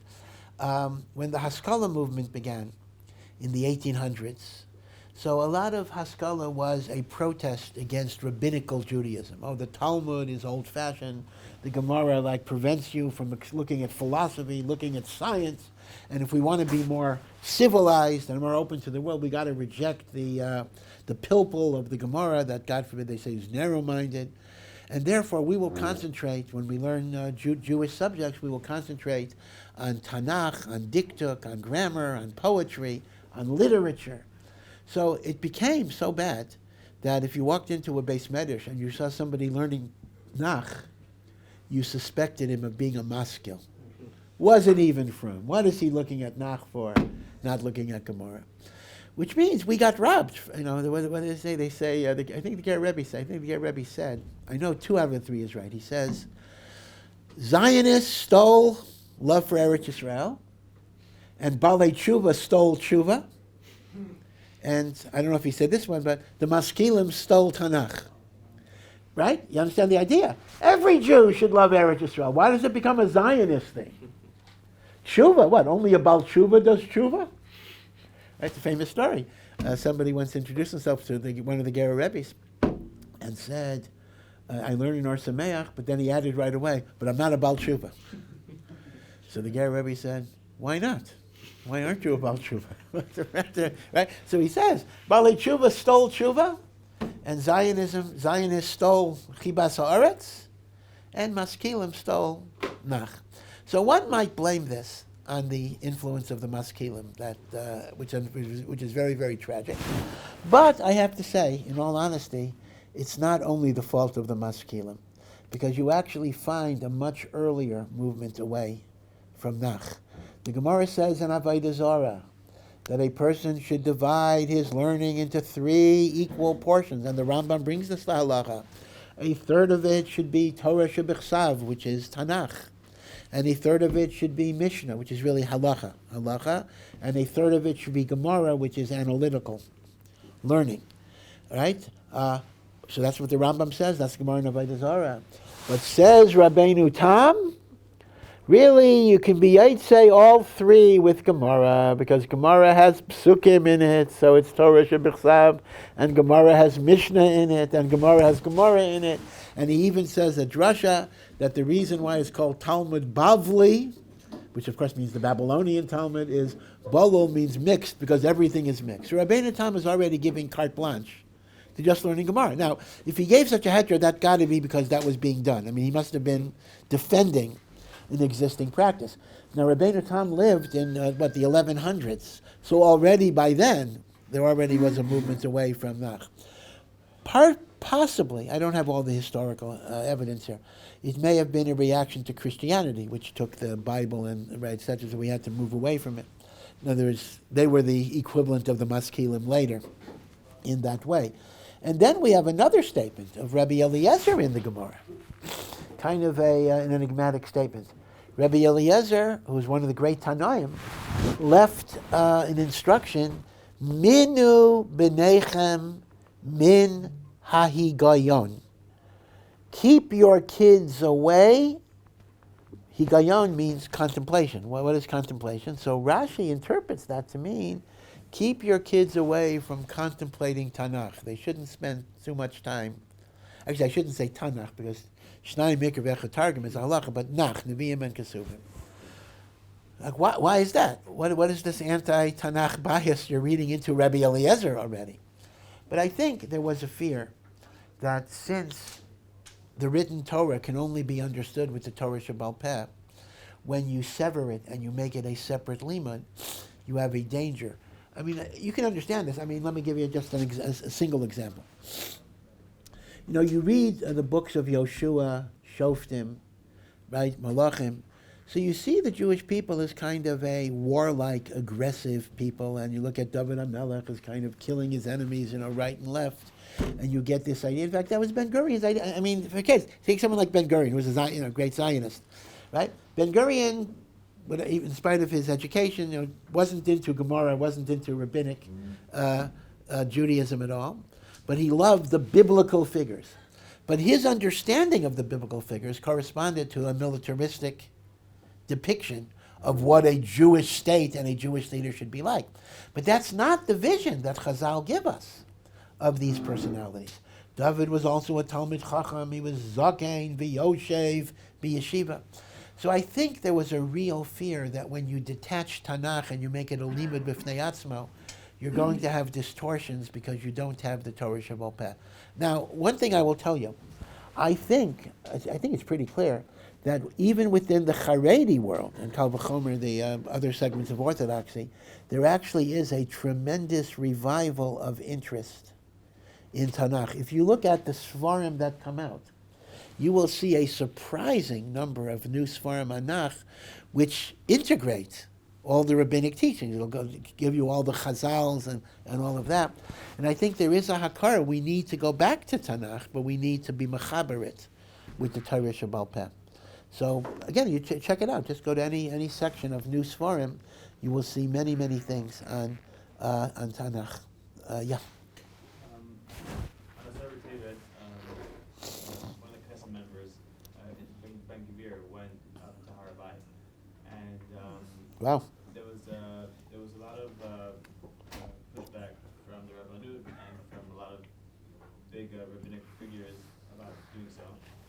And I just wanted to know if I guess the background to it. So just actually, I had a specific point regarding it, is that according to those great Rabbanim, and there are a lot of them who are very opposing of it, what would they say to this, I guess, the specific claim of like showing like Jewish authority over Har HaBayit? Because like I think to some extent it does sound very complicated, but the one point of like showing how the Jewish people still have a right to that holy land would fade to some extent if no one would be visiting it, from what I understand. So Say again, it would be what? It would fade away. Yeah. People, the Ummah Ha'on, even I guess the people, yeah, anyone here wouldn't associate Jewish authority over Har HaBayit if we wouldn't be visiting it. And I know that it does have possible health implications. I just want to know, I guess, like how we view these. You know, okay, so let me make one point here. First of all, you got to start with the halacha. In other words, you can't just use a political justification to violate the halacha. So if there is a psak that because we are uncertain which areas you can go into if you're tamei or not, and it's a suffix of a chi of kares, then even if that means we're sacrificing, making a statement that we have control over the Har HaBayit, that's a sacrifice we have to make. Now, that would be the case if the reason we aser Kenisa is because we're mesupik. Now, I know a lot of people are going to argue, and even people in Or Sameach, not RAMBAM'S, are going to vociferously argue that we know for sure there are certain areas you could go to. That may be so.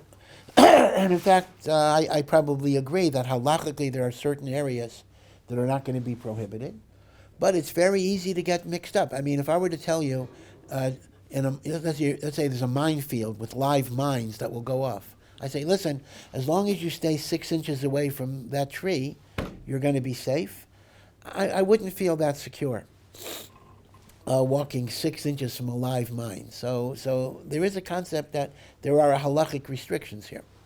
Now, assuming, and I'm sure Ben Gvir has poskim who allow it, just as anyone that religious goes on, assuming he does have a psak, so then and only then do you raise the second question. And that is, okay, I have a psak that it's mutter. But just because it's mutter, does that mean I should? Then you get your question. So let's look at the two sides of the question. On one hand, it's mutter. If it's mutter, maybe I should, because after all, it's the Makom HaMikdash, and after all, I'm making a statement, this belongs to Am Yisrael, etc. That's one side of the coin. The other side of the coin is that you may be causing a riot. You may be endangering lives. Now, your taina is, but in time, they'll get over it. Okay, that's in time they'll go over it. What are you going to say to the almana who lost her husband today, or the child who died today? So you do have another halachic shayla, and that is, even if the kenisa is mutter, under circumstances where it may be gairem a pigua, it may be gairem, terrorism, or whatever it is, are you allowed to trigger that element of sakana? Now, this is a difficult argument because people might say, so Israel should never do anything because anything they do, will trigger some response. It is a good question. You have to weigh it. In fact, the Brisker Rav was against Hakamat HaMedina, not because of the famous Gemara about the 3 oaths, but he simply said, what's your heter to endanger Jewish lives by starting a war? Meaning, that is a pragmatic consideration that you have to focus on. Now, as far as I know, I haven't heard anything. Nothing particularly happened with Ben Gvir, but I remember when Ariel Sharon went on the Har HaBayit, that started an intifada. So there were very, very serious consequences that resulted from that situation. So I know, I'm not here to paskin, I'm not here to give any definitive opinion. I know that people say, well, that's appeasement, you can't give in to evil, you got to fight evil, but sometimes you have to also care about the lives of people that will be directly affected. So I don't think it's a great idea. This is a rare instance where the government and the Haredi community come to the same conclusion, albeit for different reasons. Right? The government is machmir that you shouldn't go in the Har HaBayit. The University of Georgia football team has a player with the first name A-D-O, and then it's followed by N-A-I. Can Jews say his name? Can they say it with his last name, which I think is Williams? What if you use a patach versus a kamas? Yeah, he was given that name because its connection, I mean, it was a conscious attempt to imitate. Almost certain. Wow, that's amazing. He's not Jewish, right? No. No. You know, it's interesting. I'm thinking like this. I don't know for sure. My guess is no, but I don't know if that's right. You know, we have a lot of names that incorporate the name of Hashem in it. All of the Gavriel, Raphael, Michael, right? These are names of Hashem. And not only that, it's not just the letters. I mean, it actually means Michael, who is like God. Gavriel, my strength is God. Raphael, God is my healing. God is in the name, and God is part of the name itself. And we don't consider that to be mentioning Hashem's name in vain, because it's a name. If that's so, then what if somebody is named God? So there may be a different problem. The problem with that name may not be that you're mentioning God's name in vain. It may be that you don't call a human being God. It's a different situation. You see what I'm saying? In other words, it's not that you're maskir shem shemaim levatala. That might be mutter. But how can I talk to a human being? Now, based on that, your suggestion might in fact be right, although there may be a Marasayan problem, and that is, if you make it a patach instead of a kamatz, that just means my masters, my masters. And in fact, in modern Hebrew, when I'm talking to a single person, I say Adoni, which means sir, right? I say it with the patach, that means sirs. Of course, it's a crazy name to call a single person sirs, but okay. Different strokes for different folks, whatever it would be. So I think that would work, but the reason I'm uncomfortable with it is that, you know, one of the problems of modern Hebrew havaras svartit is that they actually don't differentiate between patach and kamatz, which is a serious halachic problem actually. But if that's so, it sounds like you're calling him God. So I would be a little reluctant. Yeah. Is there a mitzvah nowadays to rebuild the Beis Hamikdash, or we have to wait for Mashiach to do that? Yeah. Is there a mitzvah today to build a Beis Hamikdash? So first of all, let me point out that in the listing of the 613 mitzvahs of the Torah, the Rambam counts as a mitzvat aseh in the Torah to build a Beis Hamikdash, based on the pasuk by the Mishkan, v'asu li mikdash, make for me a sanctuary, v'shachanti b'tocham, so I will dwell in their midst. This is a mitzvah, like putting on tefillin is a mitzvah, and saying Kriya Shema is a mitzvah. There is a mitzvah called Binyan Beit Hamikdash. So the obvious question is, if there is a mitzvah called Binyan Beit Hamikdash, then why don't we do the mitzvah of Binyan Beit Hamikdash? Now you may give me a whole bunch of answers. Well, it's dangerous to do it. It's a sakana to do it, because it would trigger, inevitably would trigger war, and maybe even nuclear war, and therefore the simple balabatish answer would be, we're patur from that mitzvah because of sakanas nefashos pikuach nefesh. There are those who say that's a lack of emunah, because certainly if you're doing the mitzvah of Hashem, don't you believe God is going to protect you and bring the Mashiach and everything else? The Rambam says a different reason. When the Rambam describes in Hilchos Malachim the job of Mashiach, the Rambam says it's Mashiach's job to build the Beis Hamikdash. Now it's interesting. What is the makor of the Rambam? I mean, if it's a mitzvah saseh, where do you find that a mitzvah is deferred until the coming of Mashiach? I mean, it's a mitzvah in the Torah, and yet the Rambam so says it. The Yerushalmi says the other way. The Yerushalmi actually says, build the mikdash and that brings Mashiach. Instead of saying, wait for Mashiach to build the mikdash, build the mikdash and that brings Mashiach. I discussed in another share, so some might say, you're here, Will is here, Chagai. The Navi Chagai, for 18 years, after Koresh had given them permission, the Jewish people didn't build the Beis HaMikdash. And Chagai finally tells them, what's taking you so long? Why don't you build a Beis HaMikdash? And he says, God has punished you by withholding rain and creating famine because you didn't care enough to build a Beis HaMikdash. The implication of the Chagai narrative is, they should have done it before Chagai is telling them. I mean, if the pshat is, don't build until the Navi tells you, then the Jews shouldn't have been punished for all the years that the Navi didn't tell them. So the pashtus of the Chagai narrative is there's a mitzvah to build without a prophet. On the other hand, you could be daicha that Chagai wasn't saying you should have built, but you should have asked the king for permission to build, etc. So the Chagai narrative is a little ambiguous. But B'pashtus, the Welt seems to paskin like the Rambam, that Binyan Beis HaMikdash requires Mashiach. And of course, there's a third shita. There's Rashi's shita in Masechah Shavuos, that the third Beis HaMikdash will come down from heaven. So nobody's going to build it. It'll be Yored Min HaShamayim. I remember a few years ago, and I never found out what this was. I was at the Kotel or something, and all of a sudden it looked like this satellite that was coming down with incredible speed. And then it like hovered for a few seconds, and then it went back up with incredible speed. So I'm just imagining, it's like the Beis HaMikdash was ready to come down, and then it decided, they're not ready yet. Then went back up. It's mamish like something coming down min hashamayim over the coast. I have no idea what it was. Yeah. What's the issue of wearing kippah in halacha, and why also do people wear talis by shachris every morning? Yeah. So kippah is all right. So there are two different halachas here. There is a halacha that when you mention Hashem's name in a bracha, your head must be covered. So the notion of covering your head in reverence of Hashem, that is a halacha pesuka.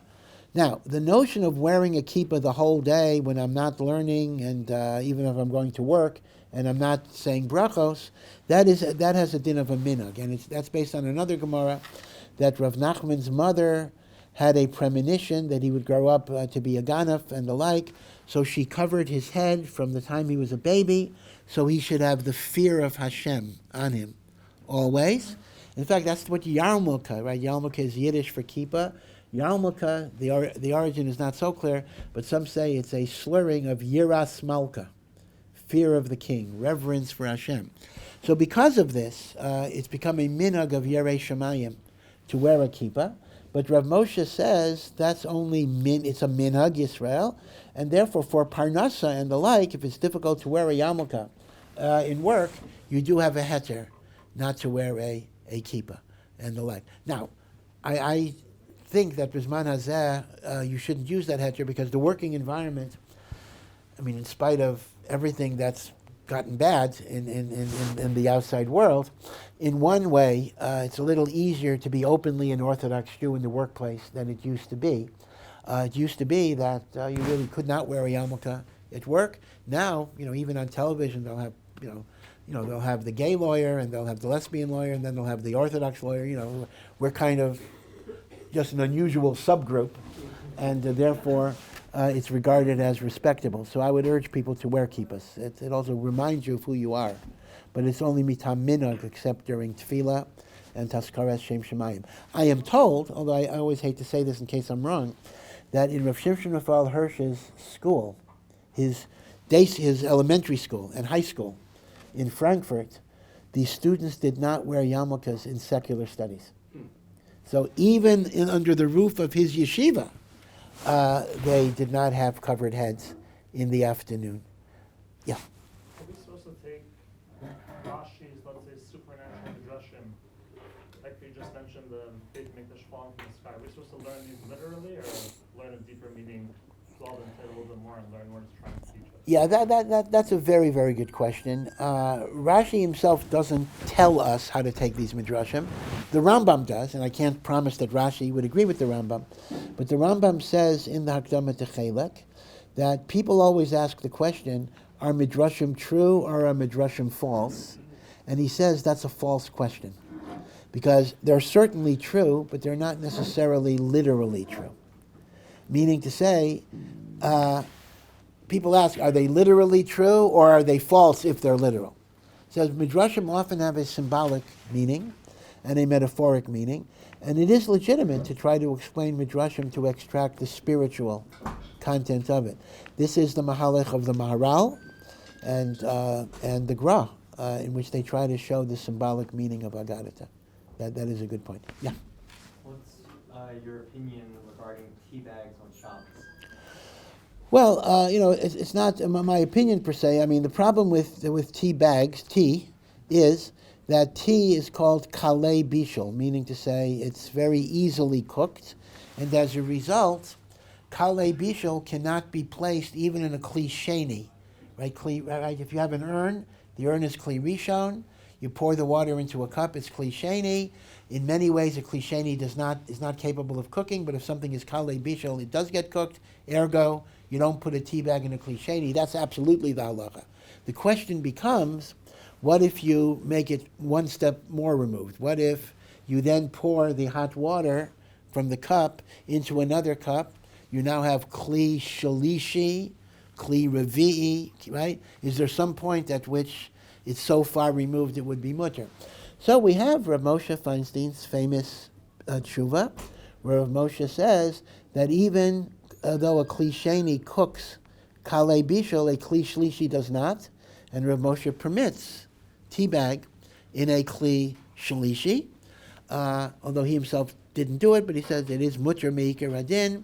Other poskim say that kli sheni and kli 107 are all the same, meaning once you're past rishon, it's all the same. So the minhag is we don't make tea in that way. Now let me point out another thing though. Even if you're somech on Rav Moshe, and you make tea in a kli shlishi, you do have to be careful. You should remove the tea bag with a spoon and not just pull up.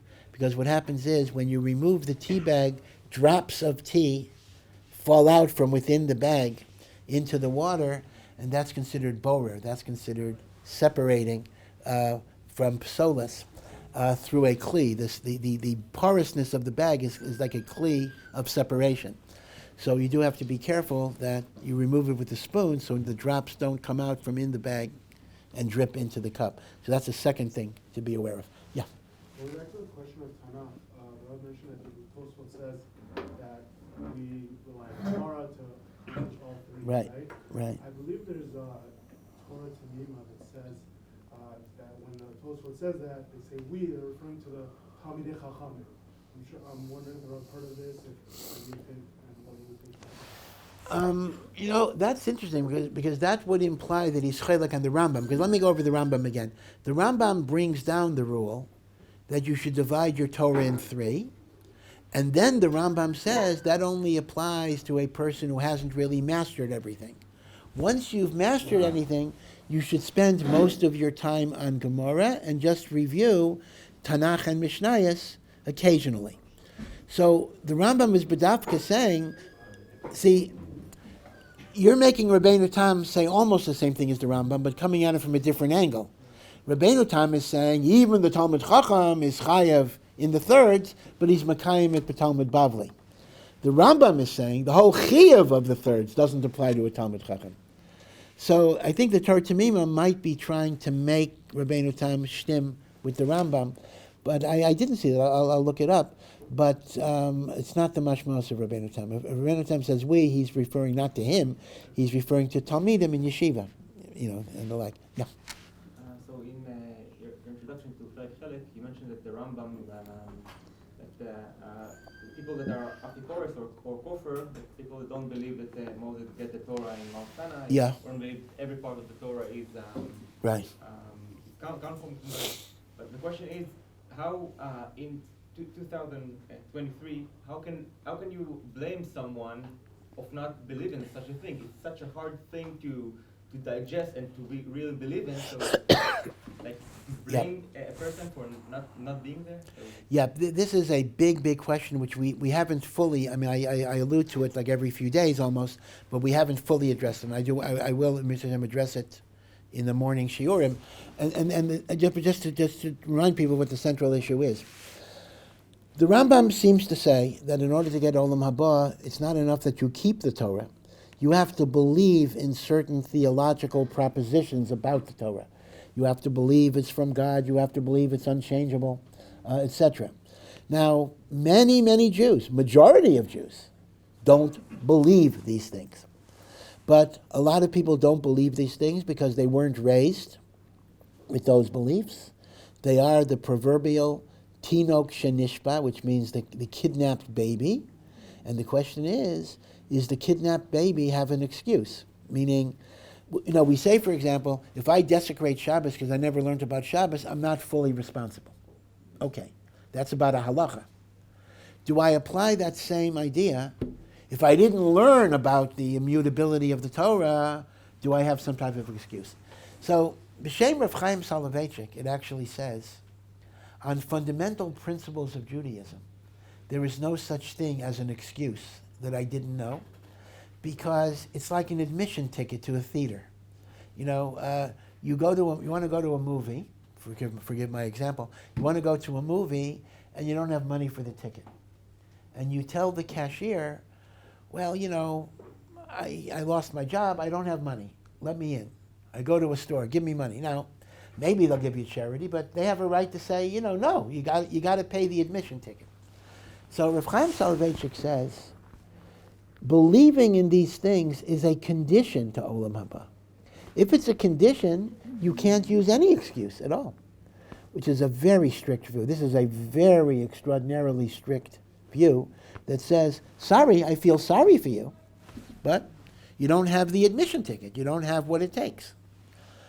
Not everybody agrees with Rav Chaim. There are those that say that if a person genuinely did not have the opportunity to learn about these principles, Hashem is not going to hold them responsible for not believing. So your question does have support in some sources, but other sources are very, very strict. And I admit, certainly on an emotional level, well, I hear Rav Chaim logically. It's like an admission ticket. You got to have the money, whatever the reason. But on the other hand, emotionally, I certainly would like to go with the direction of your question. Yeah. The Rav mentioned before that everything is in the Torah, right? I'm curious what the source for that concept is. Yeah, so there is a phrase in Chazal, Leka midi delo remizi b'da'oraisa. There is nothing at all that is not alluded to in the Torah.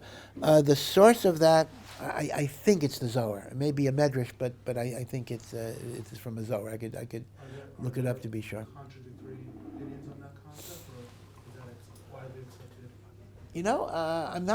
I'm not aware of any statement in the opposite way. Meaning there are. It sound like something so. Yeah. Hegioni, in my opinion. Yeah. Well, again, as I say, how you unlock things, it doesn't mean that everything is like beferish and everything is obvious. There's a lot of things that are subtle, and a lot of things you're not going to be able to see in the Torah unless you know it from another source. In other words, sometimes you know things from another source, then I look in the Torah and say, oh, now I get why this letter is here, and the like. Meaning, you wouldn't be able to reconstruct it from the Torah. But once you know it as a truth from some other source, you can then see it in the Torah. I think that's an easier way to understand it. When the Chazon Ish used to give all sorts of medical advice. He obviously wasn't a doctor. The Chazon Ish, we have even diagrams the Chazon Ish gave to brain surgeons, how to do surgery and the like. And people always ask the kasha, how did the Chazon Ish know that? He knew it from Torah. He learned Torah. That's how he knew how to do brain surgery. I don't think so. I actually don't think so. I don't think that because he was learning chulin or whatever it is, he knew how to do brain surgery. How did he know it? Now, this is a more spiritual idea. Maybe a Ruach HaKodesh gave him a certain chachma. The Chazon Ish, in fact, read medical journals. To get basic knowledge, and then combined with his Ruach HaKodesh, he was able to discern it. But to say he directly got something from the Torah, I think would not be true. But it could very well be, in ways we don't know. Once you know how to do brain surgery, you can then look in the Torah and see how it's described there. So you don't get the knowledge from the Torah, but it is in there once you know it. Yeah. So Rabbi, my question is like this. Regarding about tzedakah and maser. It's a little bit confusing to me. Why? Because a question within a question. If maser, you're saying maser, you have to basically give 10%, right? Now, if a person is single, right? Now, he gives 10% out of, let's say 5,000 shekels he made. So he gives out of 5,000 shekels 10%, or he has to give, he doesn't have any expenses, so he gives 10% of 5,000 shekels. Now, This is one scenario. Another scenario, the person does have expenses, Yeah. right? He has to give 10% out of after otzaot, and then he gives. Let's say he Okay. gets 5,000, and then Right. he has to pay rent. He has to pay this, Right. and then he's left with 2,000 shekels. Right, He right, pays right. That. So this is, yeah, again, this is a very, very important question, very practical question. I'll tell you the majority opinion, then I'll tell you a minority opinion. A majority opinion says the only hotza'ot that you can deduct are business-generating hotza'ot. So if you have a business and you take from your gross and you pay salaries, overhead, electricity, cost of the product, you only give maser on your net profits. Very similar to income tax. But your personal hotza'ot, if I make money and I pay rent and food and they're non-business, they're just for keep my family, me and my family, I got to pay maser on the whole thing. So they're mechalek between hotza'ot that are connected to the business itself, the income-generating business, versus personal hotza'ot. So if I make $5,000 and I spend, let's say, $4,000 on rent and food and the like, I still have to give $500, 10% of the whole 5,000. Now, the Das Yochid on this, and he's a Das Yochid, is the Aruch HaShulchan, who is a great posek, but Lamaisa, I don't think we're nayig like him on this. The Aruch HaShulchan says that in determining your income for Meiser, you subtract essential living expenses. I mean, not luxuries, but you know, basic rent and food and the like, and you only pay maser on the sha'ar, which would mean, let's say on the $5,000, if you needed $4,000 for your living expenses, you would only pay $100 on the 1,000, 10% of the 1,000 that is left over. But that is a das yochid. I think la halacha we do not really follow that. Can you pay? Yeah. I'm sorry. Yeah. Can you pay 10%, right? 10%, Let's say yep. you bought an aliyah on Shabbat, aliyot on Shabbat, Yep. and then you say, okay, I'm going to give $20 or $50. Can you take from that to the 10% of Masor and give to the Beit Knesset? Right. Yeah. So it really, really depends. If at the time you committed yourself to pay the money, in the Misha Berach, you had kavanah that you want to use your maser money, you can do it. But if you made a regular pledge and now you want to pay it off with your maser money, you cannot. Because once you made a pledge, it becomes your debt. And once it's your debt, you cannot use maser for your debt. But I didn't think about it at that time. It was just basically. I understand. You So, said, okay, so from now on, next time you get an so you aliyah, have to you get. basically have a kavanah. Yeah. Okay, I'm going to take Right. Maser money. That's and use correct. the Beit That's Knesset. correct. That's correct. Otherwise, you Because basically once you obligation incur is- a chiyuv, it's your chiyuv, and you can't use maser money to pay off your chiyuv. Okay, so that's important. Yeah, yeah. I was wondering, so a lot of the times you have, let's say outspoken rabbis, even like big rabbis, who in the context of very public occasions will often make very extreme statements that align with Torah, like saying, like all these bad things, like the gays are ruining the country, the gays brought about this hurricane, this earthquake, or like, all of these things that are very extreme sounding to most non-religious people, even a lot of religious people. But can someone say something that's aligned with the Torah that is brought about in such in a very extreme way, in a context in which it will be taken in a very bad way, constitute a chilul Hashem? It can be a chilul Hashem. It says in Chazal, Chachamim hizaharu b'divrechem. Wise people have to be very, very careful in the way they talk. And indeed, there's a pasuk in Koheles that says, Divrei Chachamim b'nachas nishma'im. This is a pasuk. The words of the wise are said in a gentle way. It's a pasuk.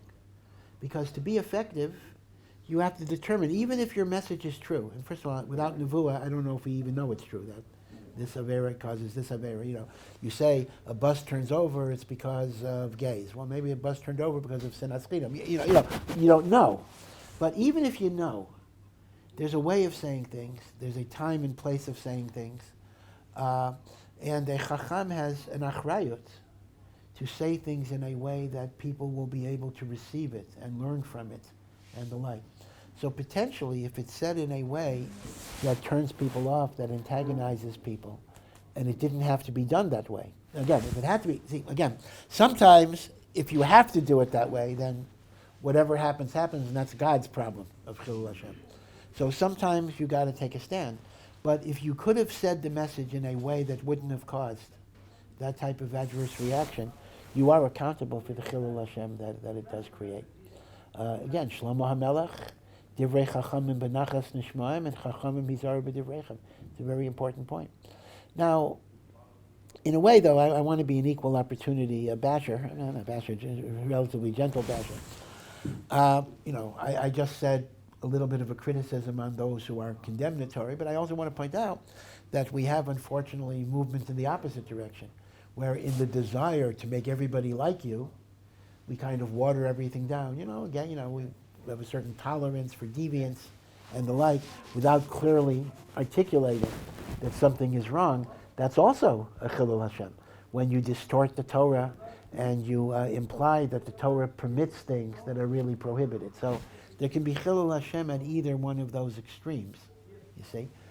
So you have to have a way in which you condemn what needs to be condemned, but you do it in a way that as little antagonistic as possible, which is not an easy thing to do. Yeah. Going back to the discussion of theorists and apikoros, Yeah. is it like universally held in Israel, like the idea of 6,000 years in Mashiach's going to come? And is the very natural conclusions from that it's therefore impossible for there to be anything past that? Or if it was, I know this is very hypothetical, but if there was, that would be somehow like a riot against. That's an excellent question. This idea that Mashiach has to come by the year 6,000, based on the notion of 6 days of creation followed by a Shabbos, seems to be almost a universally accepted idea. In point of fact, it is not a universally accepted idea. It is one man di'amar in Maseches Avodah Zarah, and the Rambam does not even bring it. The Rambam discusses Mashiach very extensively and simply says, we don't know when Mashiach comes. He does not imply it has to be 6,000 years. So if one were not to believe the 6,000 years, I don't believe that would be kafir or apikorsis. Now, it is a mainstream idea, and the Torah claims, this is quite amazing, the Torah claims that because of this, the Jewish calendar will expire in the year 6,000. Now, what does that even mean, the Jewish calendar will expire? I mean, the calculations of the Jewish calendar are constant calculations. I mean, we can calculate when Pesach will be in a million years based on the Jewish calendar. What do you mean the calendar expires? The answer is, the Torah explains that in reality, Rosh Chodesh, Rosh Hashanah, and holidays do not depend on a calendar. They depend on a Sanhedrin sanctifying the new moon. But what happened was, when the calendar was made, they sanctified all the new moons until the year 6,000. And that's why we have Yomim Tovim. Meaning, once the year 6,000 comes, there is no longer a sanctified month. So there's no Rosh Hashanah, there's no Sukkot, there's no Pesach, there's no nothing. And because the assumption is, we'll have Mashiach, we'll have a Sanhedrin, we'll be back to witnesses. So the Torah absolutely maintains 6,000, but as I say, I don't think it's an article of faith. I don't think it's an issue of apikorsis at that point. Yeah.